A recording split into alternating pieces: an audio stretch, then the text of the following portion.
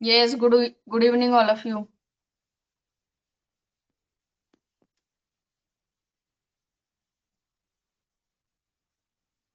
देखिए आज के क्लास में फिर से हम लाइव प्रोसेस का जो लेसन है वही लेसन को हम रिवाइज करेंगे।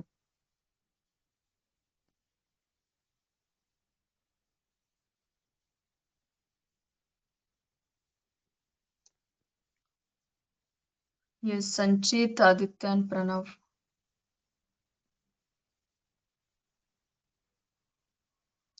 सॉरी, एक्चुअली मुझे वो स्क्रीनशॉट अलग सा लेना था। ओके, ठीक है। तो live processes in living organisms, यही लेसन को हम रिवाइज कर रहे हैं फिर से।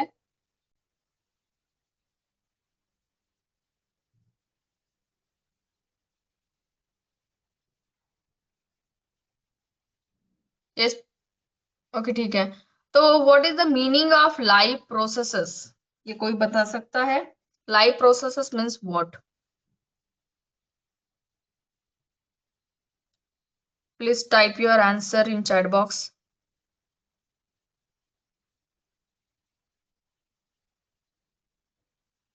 ओके, देखिए कौन सा भी अगर लिविंग ऑर्गेनिज्म है, चाहे वो यूनिसेलुलर हो या फिर multi cellular, each and every organism के बॉडी में जो कुछ भी फंक्शंस परफॉर्म किए जाते हैं, डिफरेंट ऑर्गन से, डिफरेंट सिस्टम से, तो ये जो कुछ भी बॉडी का जो मेंटेनेंस होता है, तो उसके लिए ये लाइफ प्रोसेसेस बहुत इंपॉर्टेंट है। तो जो कुछ भी लाइफ प्रोसेसेस हम स्टडी करेंगे, तो वो each and every life process एक दूसरे के साथ कोऑर्डिनेशन में रहते, इंटरकनेक्टेड प्रोसेसेस है सारे। जो कुछ भी लाइफ प्रोसेसेस हम देखेंगे वो सारे लाइफ प्रोसेसेस एक दूसरे से इंटर कनेक्टेड है। तो लाइफ प्रोसेस सबसे पहले क्या है ये देखेंगे। तो कौन से भी लिविंग ऑर्गेनिज्म के सर्वाइवल के लिए, मैं वर्ड जो यूज कर रही हूँ सर्वाइवल, तो कौन से भी ऑर्गेनिज्म के सर्वाइवल के लिए जो कुछ भी प्रोसेसेस रिक्वायर्ड है, तो वो प्रोसेसेस को हम कहते हैं लाइफ प्रोसेसेस। तो इसमें डिफरेंट प्रोसेसेस आते हैं, जैसे कि प्रोसेस ऑफ न्यूट्रिशन है, देन प्रोसेस ऑफ रेस्पिरेशन है, प्रोसेस ऑफ ट्रांसपोर्टेशन है, एंड प्रोसेस ऑफ एक्सक्रीशन है।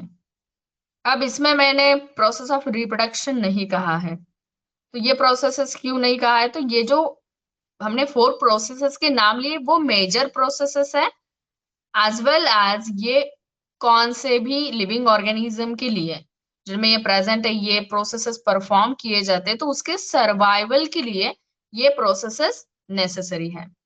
तो इसकी वजह से इनको लाइफ प्रोसेसेस कहा गया है। ठीक है। तो लाइफ प्रोसेसेस का ये जो लेसन है, इसमें हम डिफरेंट सिस्टम्स को स्टडी करेंगे। तो सबसे पहले ये देखिए, जो कुछ भी पहले ही हमने प्रोसेस देखी है लाइफ प्रोसेस, वो न्यूट्रिशन की थी।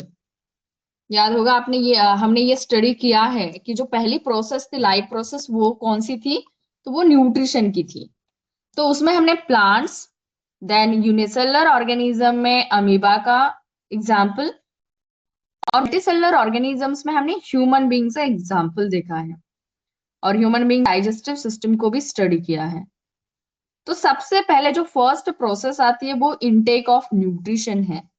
तो जैसे ही न्यूट्रिशन का इनटेक, ये जो प्रोसेस आती है, तो आपको पता है डिफरेंट ग्रुप्स ऑर्गेनिज्म के हैं। कैसे डिफरेंट ग्रुप्स फॉर्म हो गए ऑर्गेनिजम्स के?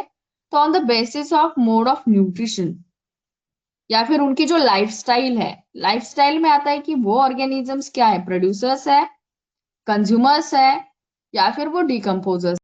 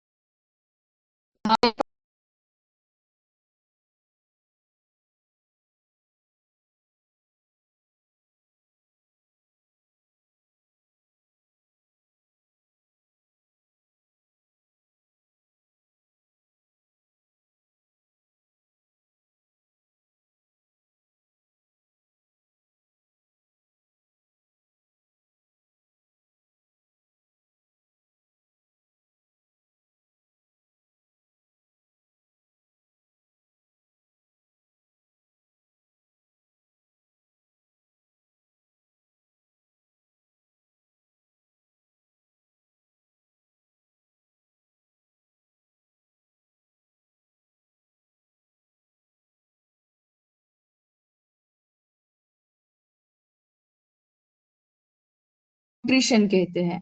तो आपको पता है ये जो न्यूट्रिएंट्स होते हैं वो टू टाइप्स के हैं, ये आपने स्टडी किया हुआ है, मैक्रो। Okay Pranav, wait. ये सभी क्लियर है आवाज?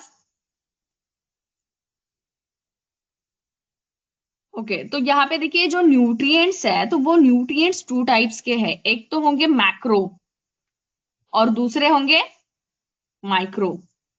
Macro nutrients and micro nutrients, ये टू टाइप्स के न्यूट्रिएंट्स हैं। Macro means the nutrients which required in large amount और बॉडी, जो हमारे बॉडी के लिए लार्ज अमाउंट में रिक्वायर्ड है उनको हम मैक्रो न्यूट्रिएंट्स कहेंगे, जिसमें आएगा group of carbohydrates, then group of proteins and group of fats. तो ये सब क्या है, मैक्रो न्यूट्रिएंट्स है। तो इनके जो रोल्स है वो भी डिफरेंट रोल्स है। जैसे कि कार्बोहाइड्रेट जो है वो एनर्जी गिविंग कंपाउंड्स है, एनर्जी रिच कंपाउंड्स है, इसमें से हमें एनर्जी मिलती है। आफ्टर दैट जो प्रोटीन्स का ग्रुप है, तो प्रोटीन्स का अगर हम देखेंगे तो proteins our body building food. And after that जो मैंने फैट्स कहा, तो ये भी, इसमें से भी हमें एनर्जी मिलती है। तो ये सब क्या है, ये मैक्रो मॉलिक्यूल्स है। देन जो माइक्रो मॉलिक्यूल्स है उसमें आते हैं विटामिन, मिनरल्स। तो विटामिन जो है वो हमारी इम्यून सिस्टम जो है उसको स्ट्रांग बनाते हैं। तो ये जो विटामिन है, देन फाइबर्स भी इसमें भी, सॉरी, फाइबर्स भी आते हैं इस ग्रुप में माइक्रो न्यूट्रिएंट्स के। तो फाइबर्स, विटामिन, अलग जो अदर कुछ मिनरल्स है, हिमोग्लोबिन है, तो ये जो कुछ भी, सॉरी, आयरन जो है, तो वो सब क्या आता है, माइक्रो न्यूट्रिएंट्स में आता है, जो कि हमारे बॉडी के लिए स्मॉल अमाउंट में रिक्वायर्ड है। तो डिफरेंट फूड स्टफ्स को हम कंज्यूम करेंगे और उसमें से हम न्यूट्रिएंट्स को हमारे बॉडी में उसको एब्सॉर्ब करेंगे और उससे हमें एनर्जी मिल सकती है, उससे हम एनर्जी को प्रोड्यूस करेंगे। तो ये हो गया न्यूट्रिशन के बारे में। अब जब ये जो न्यूट्रिएंट्स हैं उनको कॉम्प्लेक्स सब्सटेंसेस से हम सिंपल फॉर्म में लाते हैं, तब इसका एब्सॉर्प्शन होता है with the help of blood. और यही जो न्यूट्रिएंट्स एब्सॉर्ब किए जाते हैं, तो ये न्यूट्रिएंट्स पूरे बॉडी में क्या हो जाएंगे, ट्रांसपोर्ट किए जाएंगे। और उस न्यूट्रिएंट्स में से उसको ब्रेक करके हम क्या करेंगे, एनर्जी को प्रोड्यूस करेंगे। और हमारे जो डिफरेंट एक्टिविटीज है, जो डेली एक्टिविटीज हम करते हैं, तो उसके लिए इस एनर्जी को हम क्या करेंगे, यूटिलाइज करेंगे। जो कुछ भी वेस्ट मटेरियल है उसको हम एक्सक्रीट करते हैं। जो भी मेटाबॉलिक एक्टिविटीज की वजह से जो भी वेस्ट मटेरियल क्रिएट होता है, जनरेट होता है हमारे बॉडी में, तो उसको हम क्या करते हैं, एक्सक्रीट करते हैं। तो ये भी एक क्या हो गई, लाइफ प्रोसेस हो गई। तो ये देखिए, ये जितने भी लाइफ प्रोसेस मेजर हम सीखेंगे, तो each and every life process एक दूसरे के साथ कोऑर्डिनेशन में अपना फंक्शन जो है वो परफॉर्म कर रही है।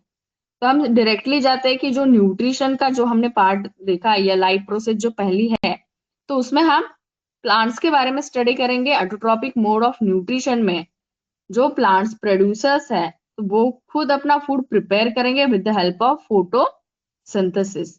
तो इसके लिए आपको पता है, ये एक डायग्राम है जहां पे लीफ का सेक्शन दिखाया है। तो उसमें डिफरेंट आपको टिश्यूज दिखाई देंगे। उन टिश्यूज में क्लोरोप्लास्ट प्रेजेंट है और उस क्लोरोप्लास्ट की हेल्प से क्या होगा, फोटोसिंथेसिस की प्रोसेस होगी। यस, तो ये क्या है, ये लीफ का सेक्शन दिखाया है। तो बहुत सिंपल है यहाँ पे कि फोटोसिंथेसिस के लिए क्या रिक्वायर्ड है। तो लीव्स में जो स्ट्रक्चर है वो है क्लोरोप्लास्ट। तो क्लोरोप्लास्ट में जो कुछ भी क्लोरोफिल पिगमेंट प्रेजेंट, तो सनलाइट को करेगा। तो देखिए जो फोटोसिंथेसिस की प्रोसेस होती है वो प्रोसेस है, तो photosynthesis means conversion of solar energy into chemical energy. Solar energy को हम कन्वर्ट करते हैं केमिकल एनर्जी में। अब सोलर एनर्जी का जो सोर्स है सन, तो उससे सनलाइट प्लांट के लीव्स एब्सॉर्ब करेंगे। अब यहाँ पे जो स्ट्रक्चर दिख रहा है हमें, तो इस स्ट्रक्चर में अगर आप देखेंगे तो ये सेक्शन है, ऊपर की तरफ मिडरेप, मिडरिप, यहाँ पे लैमिना, ये सब लेबलिंग्स यहाँ पे दिए हुए हैं। इसके बाद ये जो बीच में सेक्शन है जाइलम एंड फ्लोएम टिश्यूज, जिसको वेस्कुलर बंडल्स कहा गया है, ये क्या है, वेस्कुलर सिस्टम है which is made for transportation of food and transportation of water. तो ये वाटर एंड फूड के ट्रांसपोर्टेशन के लिए ये सिस्टम बना मतलब यहाँ पे प्रेजेंट है। इसके बाद जो आप सेक्शन देख रहे हैं, तो पहले सबसे पहले ऊपर आता है वैक्सी क्यूटिकल। तो ये लेयर है, प्रोटेक्टिव लेयर हम इसको कह सकते हैं, जो कि अदर जो भी मटेरियल्स है उसको एंट्री करने से इसको प्रोटेक्ट करेगा। प्लस अगर आपने कभी मतलब रेनी सीजन या फिर कभी भी हम प्लांट्स को जब पानी या वाटर डालते हैं, तब कौन सा भी ये ड्रॉपलेट उसके अंदर एंट्री नहीं करेगा। ये क्या हो जाता है, सडनली ग्राउंड की तरफ या सॉइल में ये निकल जाएगा। क्यों ऐसा होता है, तो इसके ऊपर ये लेयर प्रेजेंट है, वैक्सी क्यूटिकल प्रेजेंट है, तो ये प्रोटेक्शन का फंक्शन परफॉर्म करता है। अब नेक्स्ट जो पार्ट आप देख रहे हैं वो है अपर एपिडर्मिस। डर्मा में स्किन लाइक स्ट्रक्चर हम कह सकते हैं, जो कि प्रोटेक्शन के लिए है। वैक्सी क्यूटिकल के बाद आता है अपर एपिडर्मिस।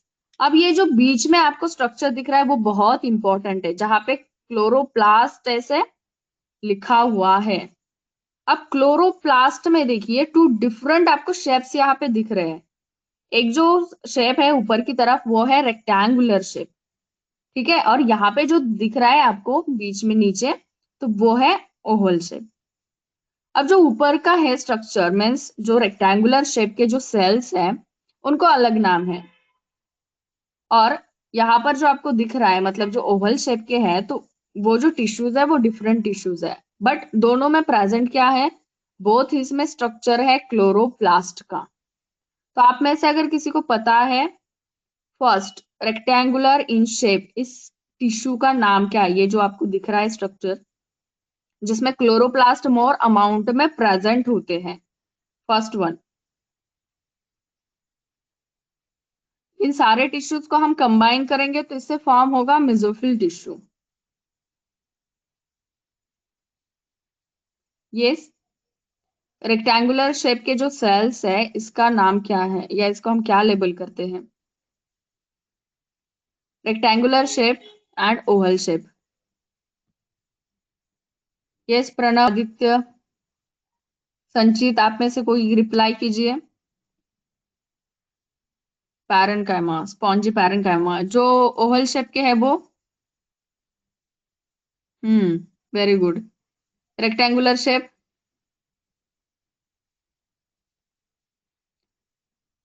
देखिए पैलिसेड टिश्यूज है, ये पैलिसेड पैरेन्काइमा भी कहते हैं उसको, और जो नीचे ओवल शेप में वो स्पॉन्जी पैरेन्काइमा है। तो इसमें क्या होता है, बोथ इसमें क्लोरोप्लास्ट प्रेजेंट है, बट क्लोरोप्लास्ट के जो स्ट्रक्चर्स प्रेजेंट है वो रेक्टेंगुलर शेप के इसमें बहुत ज्यादा है। तो यहाँ पे जो फोटोसिंथेसिस होता है वो थोड़ा सा हाइयर अमाउंट में होता है as compare to spongy parenchyma. और बीच बीच में क्या प्रेजेंट है, एयर स्पेसेस प्रेजेंट है। तो ये सनलाइट को एब्सॉर्ब करता है क्लोरोफिल पिगमेंट, और इसकी वजह से प्रोसेस होती है फोटोसिंथेसिस की। अब यहाँ पे जो नीचे आपको ये अपर एपिडर्मिस हो गया। अब यहाँ पे ये जो मिडल पार्ट है ये कंबाइनली क्या बन गया, मेसोफिल टिश्यू बन गया। ये कंबाइनली क्या बनता है, मेसोफिल टिश्यू। अब यहाँ पे अगर आप लोअर एपिडर्मिस में देखते हैं, तो लोअर एपिडर्मिस में आपको टू गार्ड सेल्स दिख रहे हैं, उसको लेबल किया हुआ है गार्ड सेल्स। और बीच में जो ओपन पार्ट है इसको नाम है स्टोमेटल पोर्स। इसका नाम क्या है, स्टोमेटल पोर्स। तो देखिए इसका इंपॉर्टेंट फंक्शन है, क्योंकि स्टोमेटल पोर्स से गैसेस का एक्सचेंज होता है। स्टोमेटल पोर्स से क्या होता है, गैसेस का एक्सचेंज होता है। तो गैसेस का एक्सचेंज हो रहा है, इसका मतलब यहाँ पे क्या होगा, फोटोसिंथेसिस की प्रोसेस के लिए जो रिक्वायर्ड है गैस वो है कार्बन डाइऑक्साइड। तो इसको कहाँ से लेना है, तो इसको लेना है एटमॉस्फेयर से। तो वो कार्बन डाइऑक्साइड की जो एंट्री होती है तो वो कहाँ से होगी, स्टोमेटल पोर्स से होगी। और जब ऑक्सीजन जो रिलीज होता है एटमॉस्फेयर में, जो कि फोटोसिंथेसिस की प्रोसेस में प्रोड्यूस होता है, तो उस ऑक्सीजन को रिलीज करना है एटमॉस्फेयर में, तो उसके लिए भी जो स्ट्रक्चर है वो क्या है, सेम स्टोमेटल पोर्स है। तो इसकी वजह से क्या होता है, यहाँ से गैसेस का एक्सचेंज होता है। और इसका और एक रोल है, वो है ये हेल्प करता है for the process of transpiration. Transpiration means the removal of excess water from surface of leaf. Means इसमें स्टोमेटल पोर्स ही होते हैं in the form of water vapour. Water vapour के फॉर्म में जो भी वाटर का लॉस होता है या फिर जो एटमॉस्फेयर में वो in the form of water vapour निकल जाते हैं, तो वो with the help of stomatal pores होता है. तो ये फंक्शन है स्टोमेटल पोर का. अब इनका जो फंक्शन है, इसका जो ओपनिंग एंड क्लोजिंग, देखिए ये भी रेगुलेट करना पड़ता है. इन केस अगर जो वाटर का अमाउंट है या स्कैरेसिटी ऑफ वाटर है, तो उस टाइम पे स्टोमेटल पोर्स को क्या करना है, क्लोज रखना है. तो इसका जो ओपनिंग एंड क्लोजिंग होता है, तो वो कौन रेगुलेट करते हैं, यहाँ पे जो टू गार्ड सेल्स प्रेजेंट है, वो टू गार्ड सेल्स उस स्टोमेटल पोर्स का ओपनिंग एंड क्लोजिंग जो है वो रेगुलेट करते हैं, उसको ऑपरेट करते हैं. तो जब कभी उसका एक्सेस वाटर जो है वो वाटर वेपर के फॉर्म में उसको एटमॉस्फेयर में रिलीज करना है, तब स्टोमेटल पोर्स ओपन हो जाएंगे. जब ये ट्रांसपिरेशन की प्रोसेस को स्टॉप करना है सॉरी, तब ये स्टोमेटल पोर जो है वो क्या हो जाएंगे, क्लोज हो जाएंगे. तो ये कहाँ पे प्रेजेंट है, तो ये लोअर एपिडर्मिस के पार्ट में प्रेजेंट है. यस, बट इनका अगर फंक्शन देखेंगे, ये वाटर फ्लो की वजह से ही होता है, बट इसका फंक्शन अगर हम देखते हैं तो गार्ड सेल का फंक्शन आता है, it regulates the opening and closing of stomata. तो ये था न्यूट्रिशन. मीन्स इसमें आपको रिएक्शन लिखनी है फोटोसिंथेसिस की, जहां पर carbon dioxide plus water in presence of sunlight and chlorophyll, it gives glucose plus water plus sorry it gives glucose plus oxygen. ठीक है, तो यहाँ पर आपको क्या करना है, वो रिएक्शन राइट डाउन करनी है फोटोसिंथेसिस की. तो इसमें सनलाइट एंड क्लोरोफिल आप एरो के यहाँ पे दिखाइए. से 6H12O6 plus 12H2O in presence of sunlight and chlorophyll, it gives, I think again मैंने फिर से गलत बोल दिया, 6CO2 plus 12H2O in presence of sunlight and chlorophyll, it gives से 6H12O6 plus 6O2. तो इसकी वजह से क्या हो जाता है कि ये जो ऑक्सीजन है उसका फॉर्मेशन होता है. तो यहाँ पे स्टेप्स है, ये 3 इवेंट्स यहाँ पे किए जाते हैं फोटोसिंथेसिस की प्रोसेस में. तो सबसे पहला absorption of solar energy, sunlight से जो सोलर एनर्जी है उसको एब्सॉर्ब किया जाता है. देन सोलर एनर्जी का कन्वर्जन केमिकल एनर्जी के फॉर्म में किया जाएगा, और जो वाटर का मॉलिक्यूल है यानी कि H2O है उसका स्प्लिटिंग किया जाता है. Splitting means hydrogen plus 2 oxygen के मॉलिक्यूल से इनको सेपरेट किया जाता है. तो ये 3 इवेंट्स है जो कि फोटोसिंथेसिस की प्रोसेस में परफॉर्म किए जाते हैं. सबसे पहले एब्सॉर्ब करना है, देन सोलर एनर्जी को हमें केमिकल एनर्जी में कन्वर्ट करना है, एंड आफ्टर दैट ये जो वाटर मॉलिक्यूल है इसको स्प्लिट करना है. तो हाइड्रोजन एंड ऑक्सीजन जो है इसके 2 मॉलिक्यूल्स क्या हो जाएंगे, सेपरेट हो जाएंगे. तो ये ऑटोट्रॉफिक मोड ऑफ न्यूट्रिशन में ये हमने exam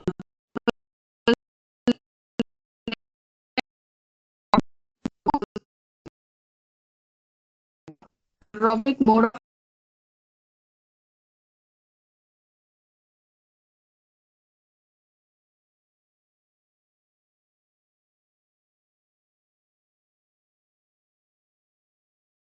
oxidation of carbon dioxide. Okay okay, 1 second. ये सभी आवाज आ रही है?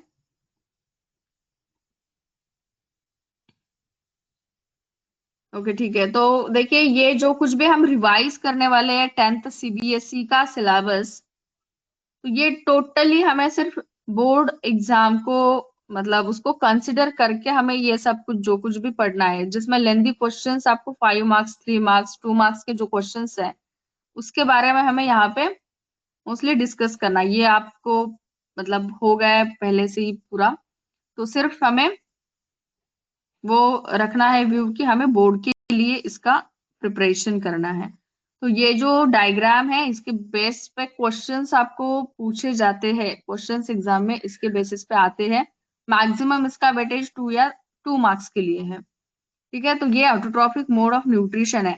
तो इसके साथ साथ आपके टेक्स्ट बुक में जो एक्सपेरिमेंट्स दिए गए हैं, तो वो जो एक्सपेरिमेंट्स है उसमें कंक्लूजन बहुत इंपॉर्टेंट है, जिसमें आयोडीन का वो जो यूज करके वो एक एक्सपेरिमेंट है, दूसरा पॉलीथीन बैग, तो वहां पर कुछ आप पेट्री डिश में रखेंगे तो वो क्या इम्पैक्ट होता है। तो ये जो एक्सपेरिमेंट्स दिए गए हैं तो प्लीज उसके कंक्लूजन जो है वो आप वहां पे देख के रखिए, तो उसके ऊपर भी क्वेश्चन 2 मार्क्स के लिए आते हैं।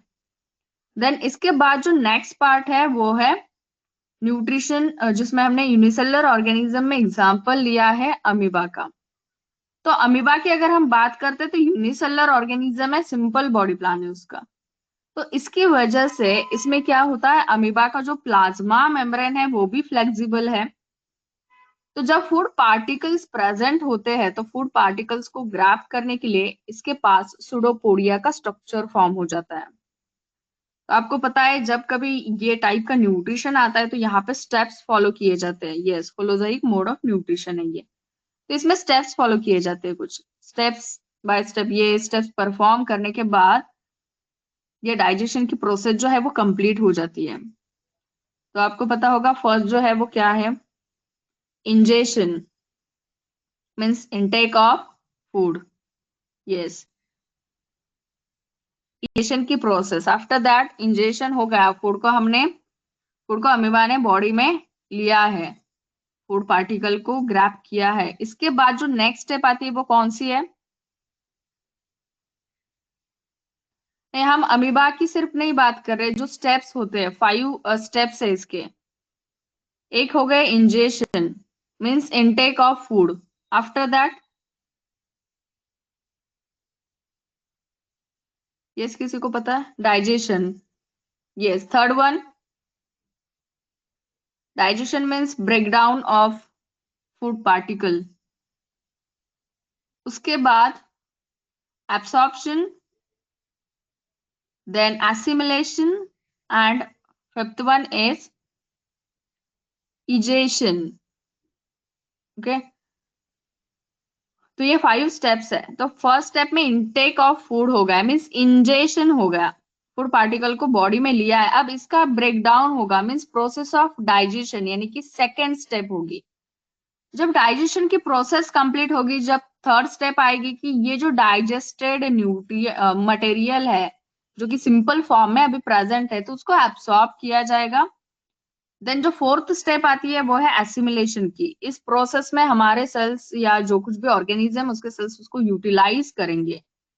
और जो फिफ्थ स्टेप है वो है एक्सक्रीशन की मीन्स इजेशन, जो भी वेस्ट मटेरियल वहां पे क्रिएट हो गया है, जो अनवांटेड मटेरियल है, तो उसको बॉडी से क्या किया जाता है, रिमूव किया जाता है, उसको हम कहते हैं प्रोसेस ऑफ इजेशन। तो अमीबा का डायग्राम ड्रॉ करना है आपको, ये स्टेप्स वहां पे दिखाने हैं। तो इसमें लेबलिंग भी उतना ही इम्पोर्टेंट है क्योंकि आपको इसमें कुछ भी राइटिंग नहीं करना है, तो जस्ट आपको डायग्राम ड्रॉ करने हैं, एरो ड्रॉ करने हैं। नेक्स्ट स्टेप में क्या होगा वो with the help of diagram ही आपको दिखाना पड़ता है इस प्रोसेस में, इस न्यूट्रिशन के ऊपर क्वेश्चन जब आता है तब। और इसके बाद ये जो स्टेप्स है वो सारे आपको with the help of diagram ही दिखाने हैं, बस इसमें इंपॉर्टेंट है लेबलिंग। तो सबसे पहले आप जब दिखाएंगे तो सिंपल अमीबा का जो स्ट्रक्चर है, प्लाज्मा मेम्ब्रेन, उसको आप लेबल कीजिए, न्यूक्लियस देन साइटोप्लाज्म। उसके बाद फूड पार्टिकल जब अवेलेबल होता है तो तब वो क्या करता है, सुडोपोडिया का फॉर्मेशन करेगा।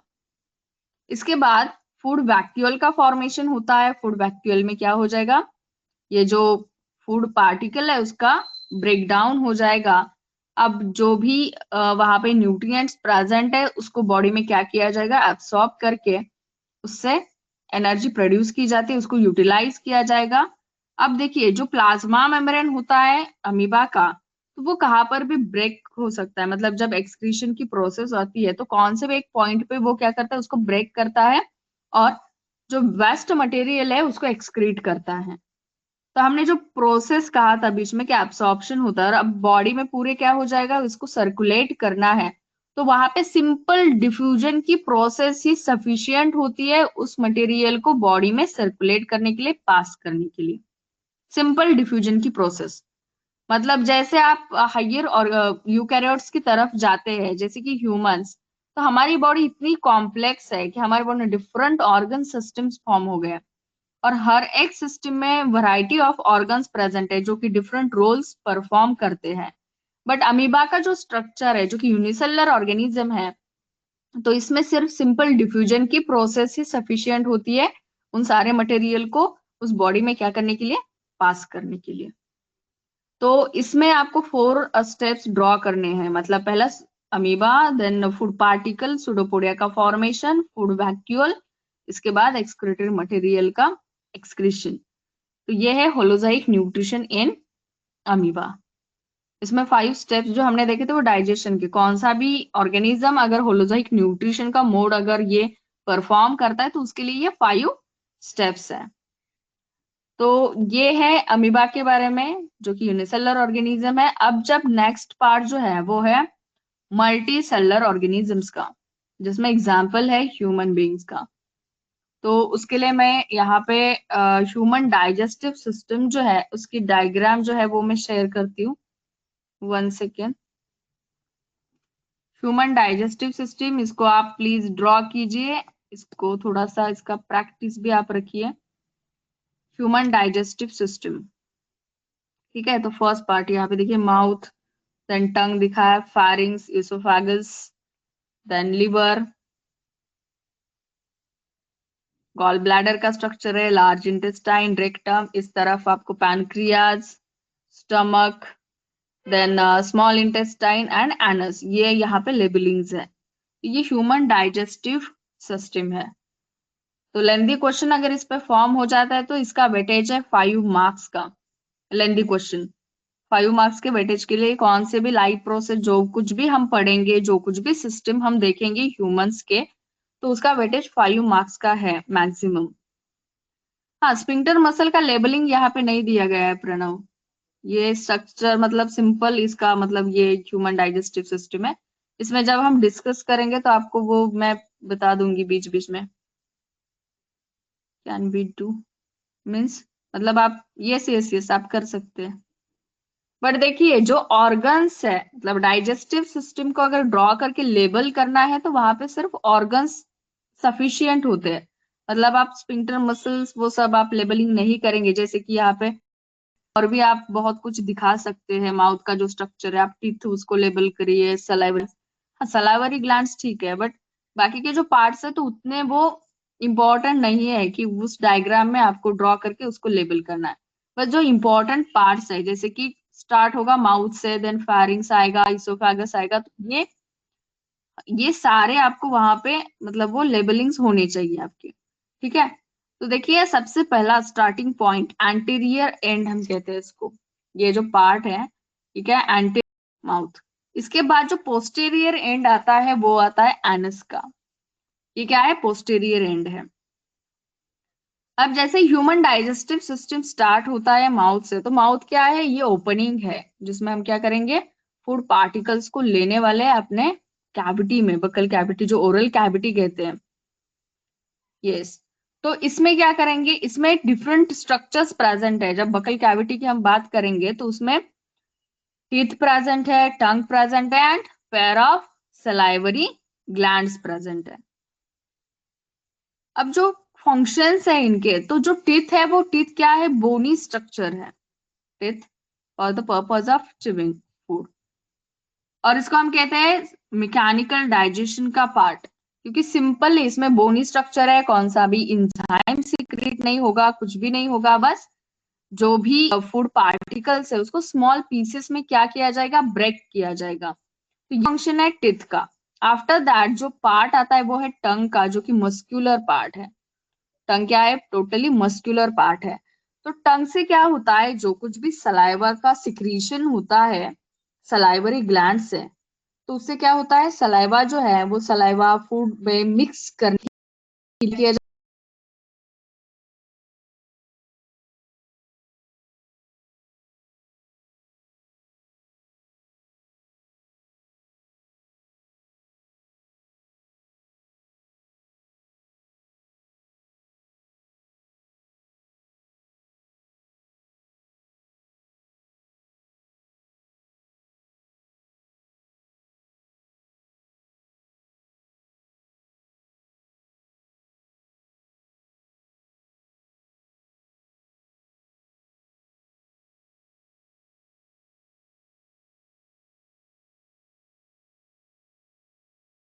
स्पेसिफिक कौन से भी सब्सटेंस पे वो एक्ट होते हैं। इनकी जो रिएक्शन होती है, एक्टिविटी होती है, ये बहुत ही एक्शन इनकी स्पेसिफिक एक्शन होती है। वैसे ही जो सलाइवरी ग्लैंड्स प्रेजेंट है उससे जो सिक्रीट होता है सलाइवरी अमाइलेज, मतलब जो सलाइवा सिक्रीट होती है उसमें क्या प्रेजेंट है, सलाइवरी अमाइलेज प्रेजेंट है। अब ये सलाइवरी अमाइलेज का जो रोल है वो स्पेसिफिक रोल है। तो सलाइवरी अमाइलेज क्या करता है, जो कुछ भी हमने फूड स्टफ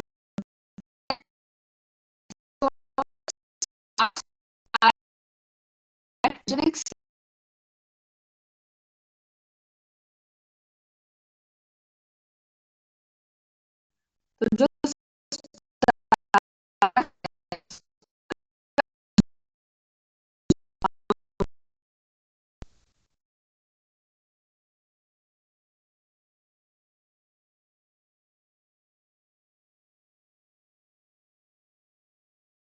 हो गया,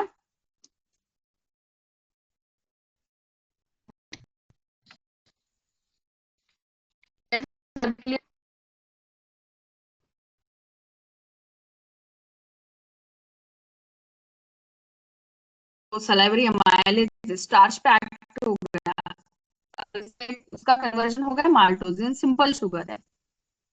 अब जो फूड हमारे माउथ में ओरल कैविटी में प्रेजेंट है वो कैसा बनता है, थोड़ा सा जैसे कि पल्प होता है, तो उस टाइप का ये मतलब फूड बन जाता है, क्योंकि इसमें क्या हो गया, सलाइवा मिक्स हो गई है। अब ये कहाँ पे जाएगा, तो इसका नेक्स्ट पार्ट है फारिंग्स का। अगर आप यहाँ पे देख रहे हो, ये क्या है, फारिंग्स का पार्ट की थोड़ा सा एक थ्रोट और इसका जो रीजन है माउथ का उसके बीच में पड़ रहा है। अब ये जो फारिंग्स है तो ये क्या है, कैविटी है। अब ये जो फूड है वो पास हो जाता है फूड पाइप में, जो इसोफा पे लिखा है तो उसको फूड पाइप भी हम कह सकते हैं। Okay, yes yes yes. तो ये जो इसोफेगस है जिसको हम फूड पाइप कहते हैं, तो उसमें एक मूवमेंट होती है जिसका नाम है पेरिस्टाल्टिक मूवमेंट या फिर पेरिस्टालसिस। तो पेरिस्टालसिस मीन्स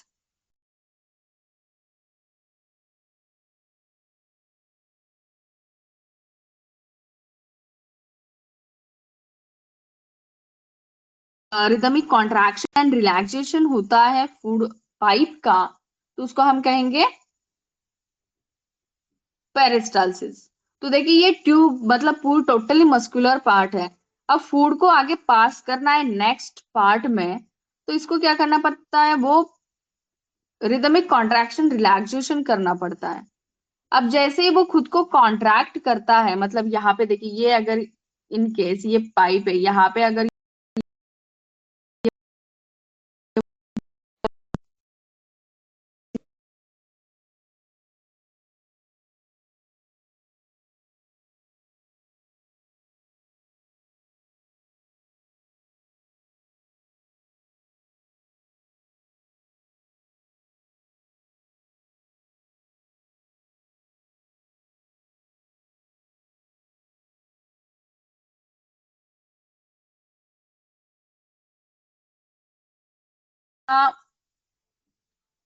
यहाँ पे देखिए आगे जब फूड को पास किया जाएगा तब, ओ सॉरी, ये ठीक है। तो आगे जब फूड को पास किया जाएगा तो नेक्स्ट पार्ट कौन सा आएगा, तो नेक्स्ट पार्ट आएगा स्टमक का। Very good. तो स्टमक में क्या प्रेजेंट है, गैस्ट्रिक ग्लैंड्स प्रेजेंट है। आपको पता है इसमें सेल्स कौन से प्रेजेंट होते हैं, जो कि वॉल्स होते हैं जिसमें ये गैस्ट्रिक ग्लैंड्स प्रेजेंट होते हैं, तो उससे गैस्ट्रिक जूसेस का सिक्रीशन होता है। बट इसमें two types of cells present होते हैं, जो कि मतलब उसके लाइनिंग्स होते हैं और उससे ये सिक्रीशन होता है। ये पता है आपको कौन से है, two different types means parietal cells है और दूसरा म्यूकोजल लाइनिंग मीन्स जिससे म्यूकस का सिक्रीशन होगा। और जो दूसरे सेल्स है उसमें से हाइड्रोक्लोरिक एसिड है, जो पेप्सिन है, रेनिन है, इसके सिक्रीशंस होते हैं। तो मेन इंपॉर्टेंट जो थ्री हम देखते हैं इसमें, तो hydrochloric acid, pepsin and mucus. तो हाइड्रोक्लोरिक एसिड के एटलीस्ट आपको 3 फंक्शंस पता होने चाहिए। हाइड्रोक्लोरिक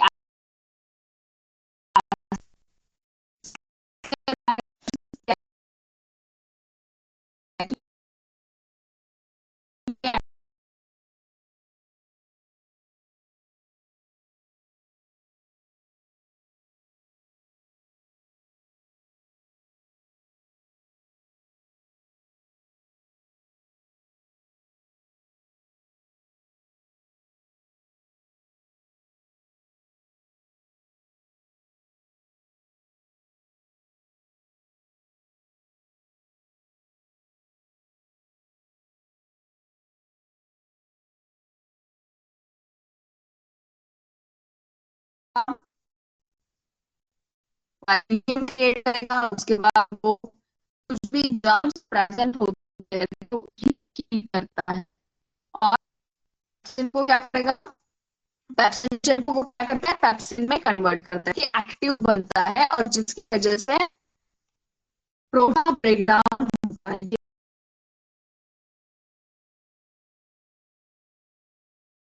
पार्ट है। अब जो स्पिंक्टर मसल्स की बात करें तो वो मैंने बताया था, यहाँ पे जो जब स्टमक से जो कुछ भी फूड है जब वो स्मॉल इंटेस्टाइन में पास होता है तब वहां पे क्या प्रेजेंट होता है, वहां पे प्रेजेंट होते स्पिंक्टर मसल्स। जो मसल्स एक तो इसका जो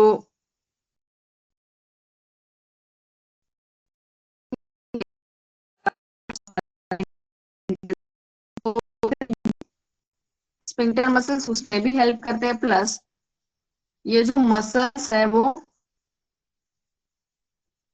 जो कुछ भी फूड होता है जो कि स्टमक में ज्यादा देर तक फूड, जब कभी हम फूड को कंज्यूम करते हैं तो रस होता है तो ज्यादा देर तक दिमाग में रहता है, तो वहां तक उसको वो क्या करेगा, स्फिंक्टर मसल्स की हेल्प से वहां उसको उसकी जो एंट्री है तो अटैक पार्ट में उसकी एंट्री जो है वो हम प्रिवेंट कर सकते हैं। अब इसके बाद जो नेक्स्ट पार्ट आता है वो सबसे इम्पोर्टेंट पार्ट है हमारे डाइजेशन का, वो है small intestine, side for complete digestion of food. Yes, तो इसमें एक लिवर, देन पैंक्रियाज।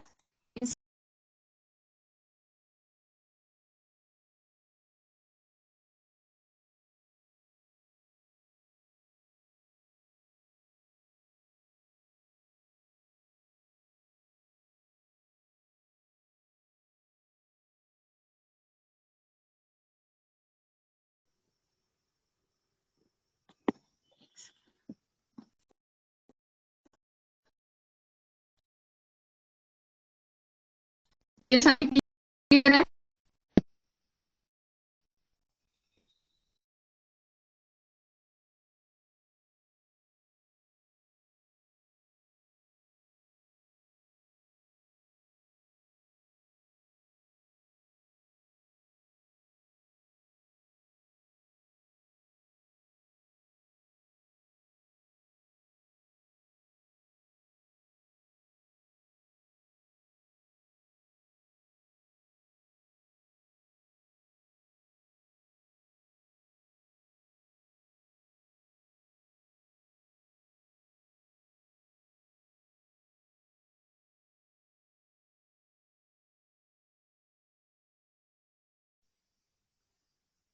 ये सभी ठीक, आवाज आ रही है प्रणव?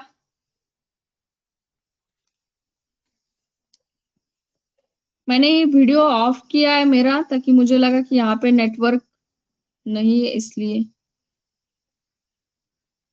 ओके ठीक है, तो यहाँ पे देखिए ये जो कुछ भी पार्ट है स्मॉल इंटेस्टाइन, तो स्मॉल इंटेस्टाइन में पैनक्रियाज एंड लिवर से सिक्रीशंस आते हैं। तो पैनक्रियाज से पैनक्रियाटिक जूस एंड लिवर से क्या आता है, बाइल जूस। तो देखिए जो बाइल जूस का सिक्रीशन होता है तो बाइल को गॉल ब्लैडर में स्टोर किया जाता है। अगर आपको पता होगा यहाँ पे ग्रीन कलर का देखिए एक छोटा सा पार्ट दिख रहा है, वो गॉल ब्लैडर है। तो इसमें स्टोर किया जाता है और जब कभी यहाँ पे नेसेसरी है तब इसको क्या किया जाता है, इसमें स्मॉल इंटेस्टाइन में उसको पास किया जाएगा। अब स्मॉल इंटेस्टाइन में इंटेस्टिनल जूसेस प्लस पैनक्रियास से पैनक्रियाटिक जूस एंड लिवर से बाइल जूस, इन सब का जो कॉम्बिनेशन या जो कुछ भी स्मॉल इंटेस्टाइन में वो आता है, इसकी वजह से each and every type of nutrient या मॉलिक्यूल हम कह सकते हैं जो क्या हो जाता है, ब्रेक हो जाता है। इसकी वजह से स्मॉल इंटेस्टाइन को कहा गया है site for complete digestion of food. अब इसमें जो हम बात कर रहे थे बाइल जूस की, तो ये एक्ट होता है फैट पे, फैट्स, और फैट्स का कन्वर्जन करता है ये फैट के ग्लोब्यूल्स में। फैट का कन्वर्जन होता है फैट ग्लोब्यूल्स में। तो आपको ये पता होगा एक चार्ट है जिसमें डिफरेंट जो एंजाइम्स दिए हैं, तो वो कौन से सब्सटेंस पे एक्ट होते हैं और उसका कन्वर्जन किस में होता है। अगर अभी मेरे पास है तो मैं वो आपके साथ शेयर करती हूँ। पहले मैं चेक करती हूँ इसमें क्या है। बट स्मॉल इंटेस्टाइन के बाद यहाँ पे और एक स्ट्रक्चर है for the process purpose of absorption of nutrients. तो आप प्लीज टाइप कर सकते हैं उसका नाम क्या है। जो स्ट्रक्चर यूज किया जाता है फॉर द जो स्ट्रक्चर यूज किया जाता है for the process of absorption, yes really. तो इनमें क्या होता है, तो इसमें क्या होगा, ये रिमूव नहीं हो रहा है क्या? ओके ठीक,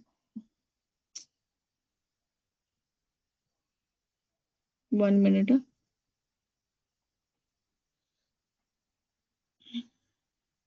यहाँ पे मैं इमेज शेयर कर रही हूँ।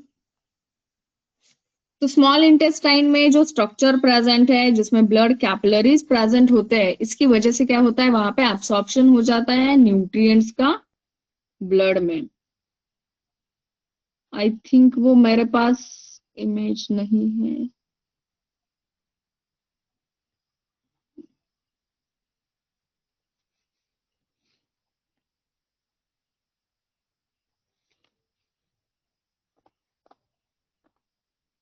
ओके ठीक है। हाँ हाँ, जिसकी वजह से क्या हो जाता है, सरफेस एरिया ये ऐसे फिंगर लाइक, सॉरी यहाँ पे फिंगर लाइक प्रोजेक्शंस होते हैं। ये क्या होते हैं, ऐसे फिंगर लाइक प्रोजेक्शंस होते हैं, और यहाँ पे इसके अंदर सारे ऐसे ब्लड कैपिलरीज प्रेजेंट होंगे, जिसकी वजह से न्यूट्रिएंट्स को क्या किया जाता है, एब्सॉर्ब किया जाता है ब्लड में। अब ये हो गया मतलब स्मॉल इंटेस्टाइन जो है उसमें ऑल टाइप ऑफ न्यूट्रिएंट्स का ब्रेकडाउन भी होता है, प्लस इसके साथ साथ इसमें एब्सॉर्प्शन भी होता है, मतलब इसी साइड पे absorption and yes yes colon कहते हैं। Large intestine ascending descending and transverse colon होते हैं, जो कुछ भी स्ट्रक्चर है। तो स्मॉल इंटेस्टाइन में एब्सॉर्प्शन होगा। अब इसके बाद जो लार्ज इंटेस्टाइन का पार्ट है, तो लार्ज इंटेस्टाइन के पार्ट में ये कोलॉन्स प्रेजेंट होता है, असेंडिंग डिसेंडिंग एंड ट्रांसवर्स। तो लार्ज इंटेस्टाइन में भी का स्ट्रक्चर प्रेजेंट है, बट जो कुछ भी nutrients most of the part जो है वो स्मॉल इंटेस्टाइन से ही एब्सॉर्ब किया जाता है। बस इसमें से एक्सेस वाटर को एब्सॉर्ब किया जाएगा, और जो कुछ भी है उसको स्टोर किया जाता है रेक्टम में, एंड देन आने से क्या किया जाता है, वो एक्सक्रीट किया जाता है। तो ये था पार्ट ह्यूमन डाइजेस्टिव सिस्टम का। तो इसमें भी डिफरेंट एंजाइम्स आते हैं। तो आपने आई थिंक ये कुछ सब कुछ नोट किया हुआ है पहले से ही। तो लास्ट के 15 मिनट्स है, तो देखिए ह्यूमन डाइजेस्टिव सिस्टम हमने अभी डिस्कस किया। उसके बाद उसके पहले हमने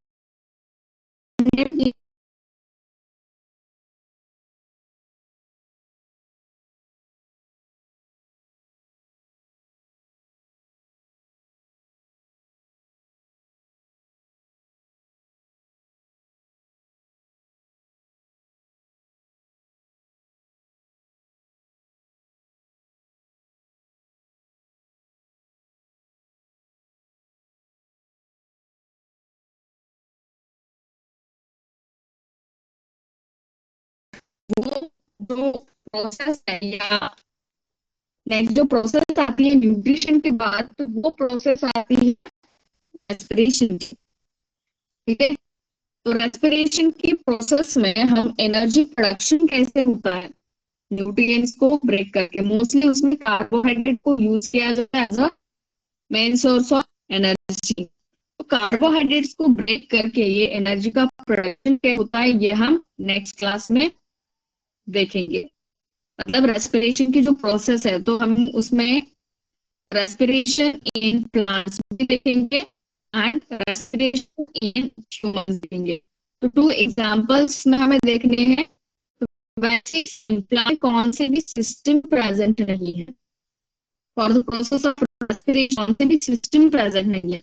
बट ह्यूमंस में हमें ह्यूमन रेस्पिरेटरी सिस्टम के बारे में स्टडी करना है। तो प्लांट्स का बहुत सिंपल है, जो कि स्टोमेटल पॉर्स है उसी से गैसेस का एक्सचेंज होता है। तो रेस्पिरेशन की प्रोसेस भी इसमें बहुत सिंपल है। But in case of human beings, ये जो सिस्टम का फॉर्मेशन हुआ है, तो इसमें डिफरेंट ऑर्गन्स प्रेजेंट है। तो बेसिकली जो रेस्पिरेशन की प्रोसेस होती है, तो रेस्पिरेशन की प्रोसेस में टू टाइप्स आते हैं। वैसे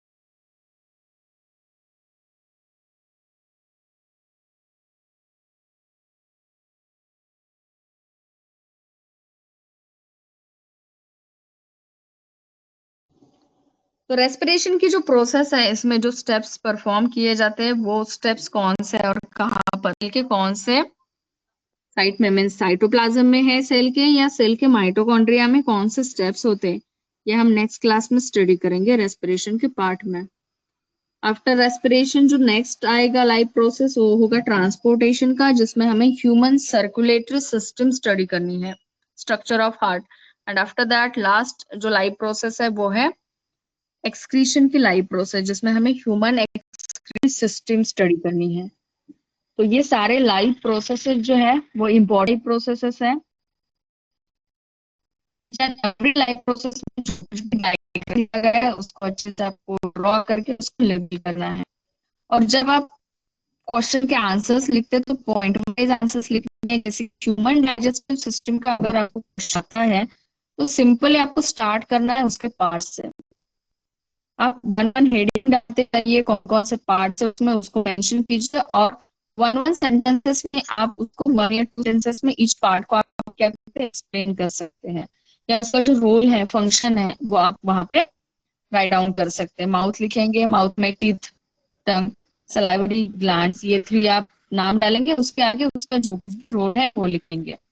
तो ऐसे ही आप इच एंड एवरी जो कुछ भी सिस्टम्स दिए हैं, तो डायग्राम के साथ आप जब नोट्स प्रिपेयर करते हैं या आंसर्स राइट डाउन करते हैं, तब हर एक पार्ट के आगे उसका जो रोल है वो आप, या फंक्शन जो है, जो फंक्शन परफॉर्म, वो आपको क्या करना है, बस वहाँ पे राइट डाउन करना है। तो ये part life process living organism का। अब ये जो कुछ भी हमने डिस्कस किया है, तो इसमें किसी को अगर कुछ डाउट है, तो प्लीज आप टाइप करके पूछ सकते हैं।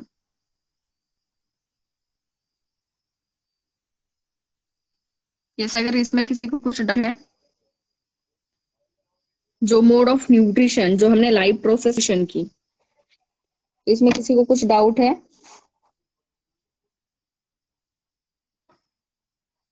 यस, मेरी आवाज ओके, ठीक है प्रणव, नो डाउट।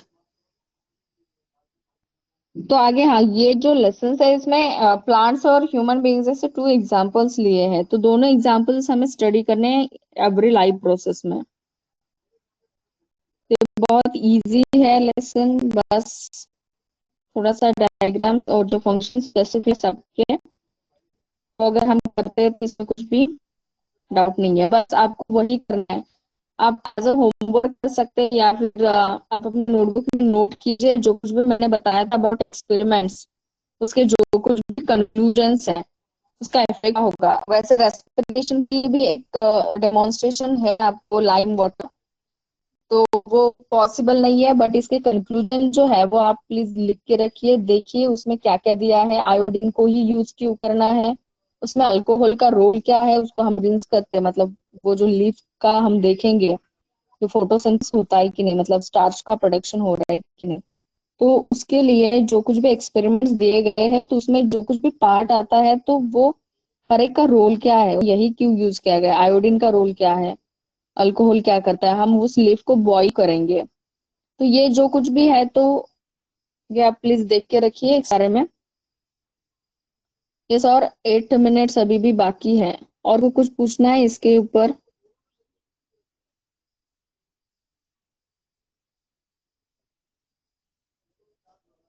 ओके, देखिए रेस्पिरेशन की जो प्रोसेस है, तो रेस्पिरेशन की प्रोसेस में ब्रीदिंग एंड प्रेशन, ये 2 टर्म्स है। तो रेस्पिरेशन जो होता है बॉडी लेवल पर रेस्पिरेशन होगा, और दूसरा जो स्टेप पार्ट आएगा तो वो सेलुलर रेस्पिरेशन है, मतलब सेल लेवल पे होता है। तो body level respiration means what? तो बॉडी लेवल रेस्पिरेशन ऐसा रेस्पिरेशन है जो परफॉर्म किया जाता है बिटवीन बॉडी एंड सराउंडिंग। जो कुछ भी एटमॉस्फेयर है उसमें जो कुछ भी गैसेस का एक्सचेंज होता है बिटवीन बॉडी एंड सराउंडिंग, तो वो बॉडी लेवल। जो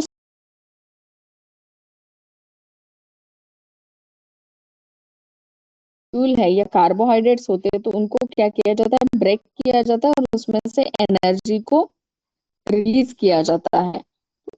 ये जो स्टेप्स होते हैं वो सेल के साइटोप्लाज्म में एक स्टेप होती है, और उसके बाद के जो भी स्टेप्स है तो वो कहाँ पे परफॉर्म किए जाते हैं? सेल का जो सेल है, जिसको हम पावर हाउस ऑफ सेल कहते हैं, तो वहां पर ये बाकी के जो स्टेप वो क्या किए जाते हैं, परफॉर्म किए जाते हैं। तो इसमें हमें सेलुलर लेवल का रेस्पिरेशन जो है वो रेस्पिरेशन करना है।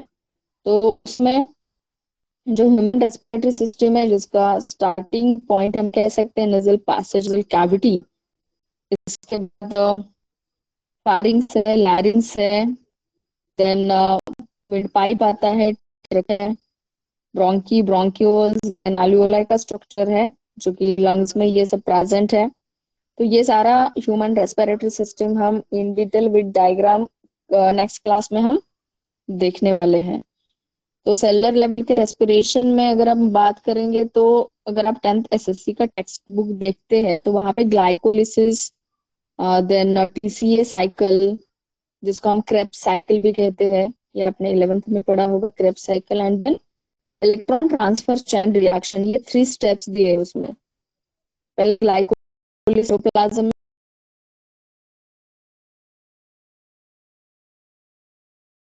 NADH2 एंड FADH2 के मॉलिक्यूल्स फॉर्म होते हैं, तो उससे क्या मिलती है, एनर्जी मिलती है इन द फॉर्म एटीपी।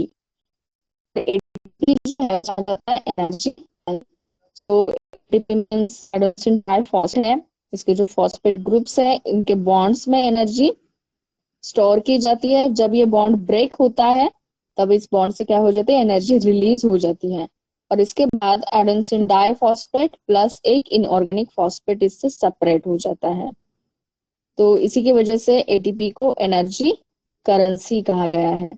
वो विद द मतलब डायग्राम भी है इसकी, एटीपी की एनर्जी करेंसी उसको क्यों कहा, फॉस्फेट के जो ग्रुप्स हैं उसमें जो बॉन्ड प्रेजेंट होता है, तो उसको ब्रेक होने के बाद से एनर्जी कैसे रिलीज होती है, तो ये हम डायग्राम के साथ नेक्स्ट क्लास में डिस्कस करते हैं।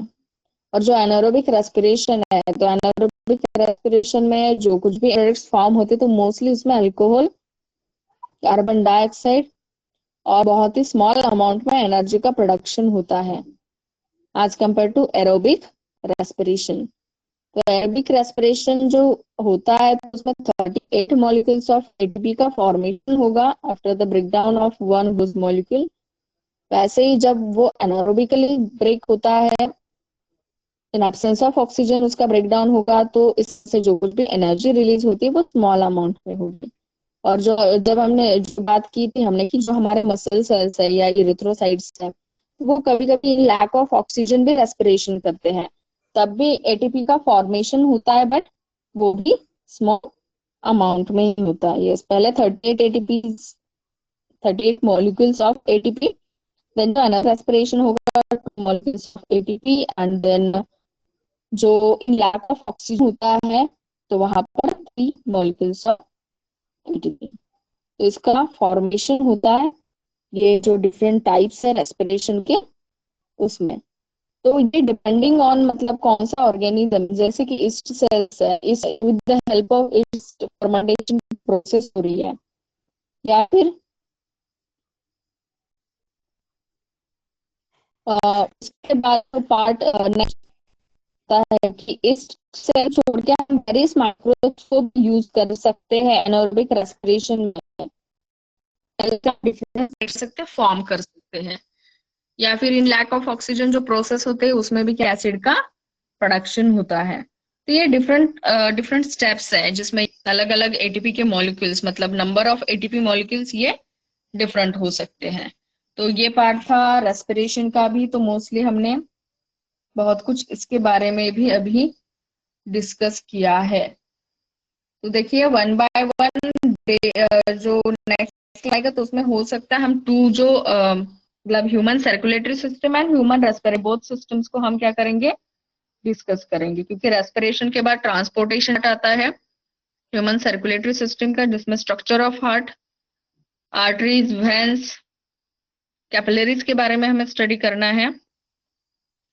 तो ये हम देखेंगे टू सिस्टम्स नेक्स्ट क्लास में।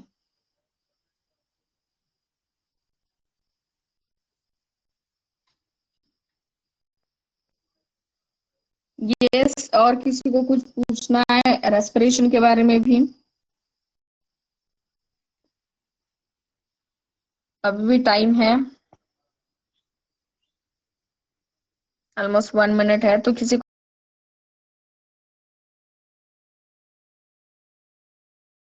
जैसे कि रेस्पिरेशन के ऑर्गन जो होते हैं वो डिफरेंट ऑर्गेनिजम्स में अलग अलग है। अर्थवर्म्स है, कॉकरोचेस है, वो डिफरेंट ऑर्गन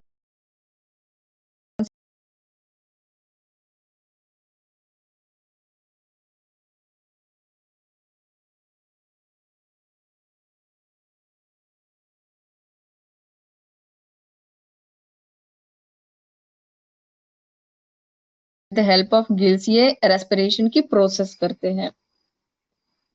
देन जो सर्कुलेशन का भी पार्ट है, तो डबल सर्कुलेशन एंड ये डबल सर्कुलेशन की प्रोसेस होती है, और दूसरा जो पार्ट होता है सिंगल सर्कुलेशन होता है। तो ये क्या